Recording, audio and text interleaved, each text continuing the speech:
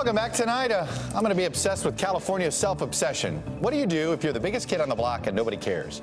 Well, you do what California is trying to do. You remind people that you are the biggest kid on the block, and you make them care. To be blunt, California appears to be acting like they're getting sick of being the most populous state in the country without all the political clout that should come with that. So it's starting to make some noise, or at least it's making noise about making noise. This week, California's Attorney General announced a new lawsuit against the Trump administration over its plans to build a border wall that would include parts of California. And that's just the state's latest move to be at the forefront of the anti-Trump agenda. Maybe they just remember they have almost 40 million people, but only 2 senators, and that Republicans are in control of the White House, the House, and the Senate, but not their state capital.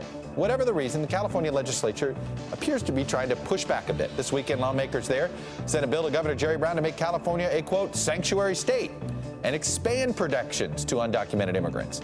And in a clear dig at President Trump, they also just sent him a bill that would require presidential candidates to release their tax returns in order to get on the state's ballot. Plus, they're trying to be more than just an ATM for those presidential candidates who only swing through the state to raise cash. California just voted to move up its presidential primary to March, which could shake up the political landscape as the state tries to quit being a last thought on the campaign trail. Let's face it, it's no fun being the star of the party if you show up after the party's over. We don't know whether Governor Brown is going to sign all of these things, but we do know one thing. California's dreaming, all right, about being politically relevant again in this town. We'll see if any of these bills allow them to do that. Hey there, I'm Chris Hayes from MSNBC. Thanks for watching MSNBC on YouTube. If you want to keep up to date with the videos we're putting out, you can click subscribe just below me or click over on this list to see lots of other great videos.